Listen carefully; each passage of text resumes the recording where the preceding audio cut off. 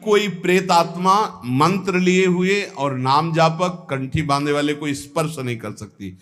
वायु और अग्नि, इस तत्व का उनके अंदर विशेष प्रवेश रहता है, और आकाश तत्व, उनमें जल और पृथ्वी तत्व का, इसलिए जैसे देवता कोई रूप धारण कर सकता है, अंतर ध्यान कर सकता है, ऐसी उनमें शक्ति होती है, पर वो किसी को स्पर्श नहीं कर सकते। वो स्पर्श उसी को करते हैं जो बिल्कुल उनकी कैटेगरी के होते हैं।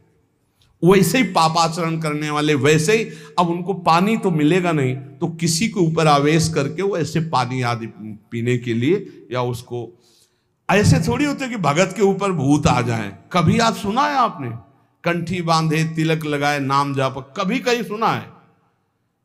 मुझे तो आज तक ऐसा प्रमाण नहीं मिला कि कोई सी भगत के ऊपर आए हों। देखा है क्या कभी कोई?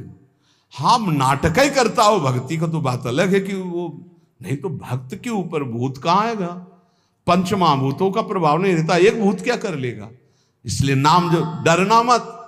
तो या करे समस्त भूतों के प्रति अपने समान बर्ताव करता हो। भूत से नहीं मतलब प्राणियों से मतलब, सब भूत ही है जो भजन न करे।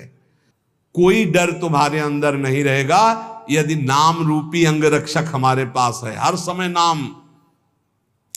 बचपन में जब थे तो एक दो गली ऐसी पड़ती थी, जैसे अब जानवर जहां बंद थे वहां जाना है, या घर वहां से घर जाना है, तो अंधेरा पड़ता था, गांव में बिजली होती नहीं थी।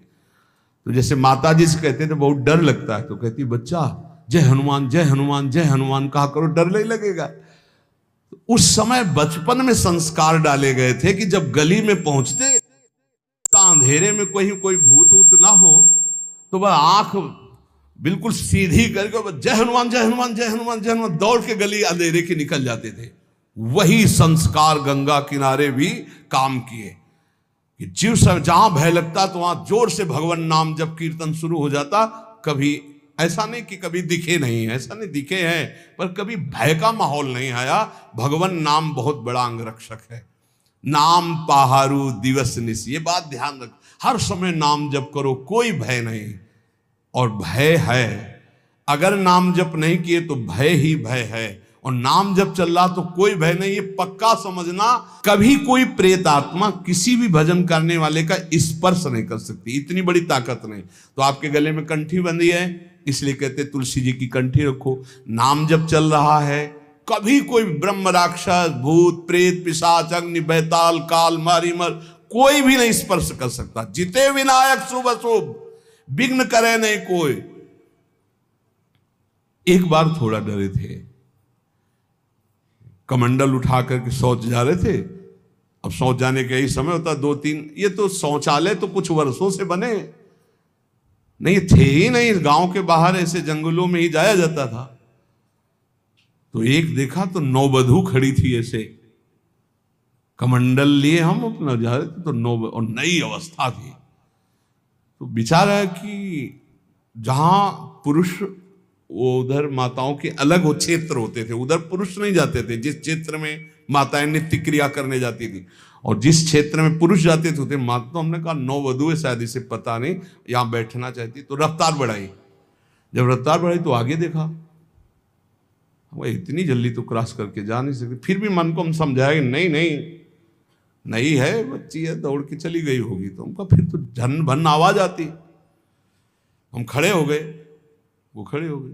उनका शायद यहां सोच होना चाहती होगी, तो आगे बढ़े तो वो बढ़ने लगे।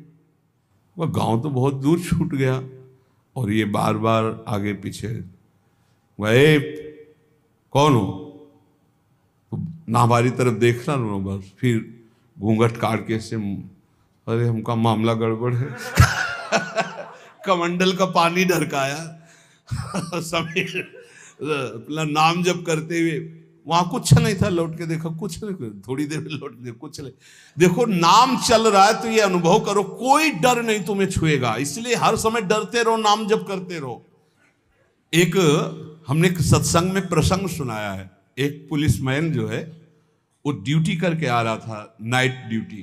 तो रास्ते में एक नवयुवती मिली, तो उसने कहा कि मैं रास्ता भूल गई हूं और आज आप अपने घर ले चलो। उसका ब्याह हुआ नहीं था, पवित्र भाव से वो घर ले गया। जब घर में ले गया तो फिर उसका अपवित्र भाव हो गया उस युवती का। वो तो घर ही था। सुबह निकल गई साथ, बड़ा खुश हुआ कि यार। दूसरे दिन फिर वही मिली तो उसने कहा आज तो घर नहीं भटकी होगी। बोले नहीं, कल से हमारी आपकी मित्रता होगी, अब हम रोज आपको यहीं मिला करेंगे। अब वो मानसिक शक्ति से युक्त, वो पुलिस में, और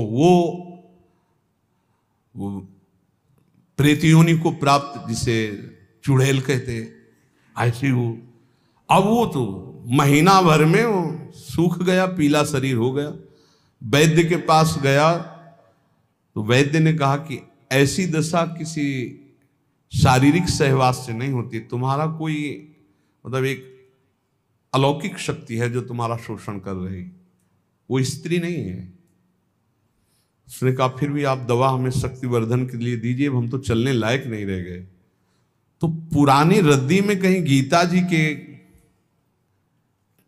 कोई परिचय में श्लोक जैसे लिखे थे, तो पुराने उसमें गीता जी के श्लोक, उसमें उसने पुड़िया बना दी, वो पुड़िया ऐसे डाल ली और उसने जाके गुस्सा में दरवाजा बंद कर लिया कि आज से हम मिलेंगे ही नहीं, हमारा तो जीवन ही बर्बाद हो गया। तो देखा पार्श्व में बैठी, उसके होश उड़ गए। उसने कहा कि आप कौन हो, कहां से आई हो? तो इतने दिन से मिल रहे हो, अभी ये नहीं जान रहे कौन हो? बोले कहां से आए हो? तो झरोखे से आई। तो उसके होश उड़ गए, झरोखे से आई इसका मतलब? तो उसने कहा दूर क्यों हो, तुम आते ही हमारे को स्पर्श करती थी, आज स्पर्श। बोले पुड़िया हटाओ जेब से। उसने पुड़िया में क्या है? बोले इसमें गीता का श्लोक लिखा हुआ है, मैं तुम्हें स्पर्श तब तक नहीं करूंगी जब तक है, और देखो तुम हमें तनिक भी प्यार करते हो तो पुड़िया हटाओ। उसने कहा पुड़िया कैसे हटा सकते हैं अब? उस दिन वो बैठी रही पर स्पर्श नहीं हुआ और समय आने पर चली गई। दूसरे दिन उसने गीता का पूरा जेब में रख लिया और जहां आती ना यदा यदा धर्मस्य ग्लानिर्भवति, आना ही बंद हो गया। गीता जी, भगवान का नाम, भगवान की लीला, भगवान की चरित्र, तुलसी जी चरणामृत, ये हम सब सेवन। रज रानी हमको भूत लगेगा? नहीं भाई, ये कल्याण के लिए आते हैं, डरो मत। ये न डरे कि वृंदावन में भूत है। क्या जानते हो आप? भगवत चरित्र पढ़ के देखो, जो ब्रज के भक्तों के चरित्र कैसे मिलते हैं, चरित्र जिनमें ऐसा। तो संतों से अपना कल्याण करने आते हैं, डरना नहीं। नाम है तो डर कैसा? बिल्कुल मत डरना। और जिसको डर लगे तो रात भर जग के भजन करना, और क्या अपने कमरे में। डर है नहीं, पक्का डर नहीं। अच्छा, भूत में भी तो भगवान है। एक बार नामदेव जी के सामने भूत प्रकट हुआ, खूब लंबा। तो उनका वाह प्रभु, हम जानते आप ही हो। तो वही मुरली मनोहर भगवान दिखाई दिए। कोई चराचर जगत में मत्ता परतरम नान्यत किंचिदस्ति धनंजय, भगवान की सिवा कोई नहीं। इसलिए खूब नाम जप करो, निर्भय रहो, स्वस्थ शरीर रहे, ऐसे आचरण करो, क्योंकि इसी शरीर से भगवत प्राप्ति होनी। शेष चर्चा आगे। श्री राधा वल्लभ लाल की।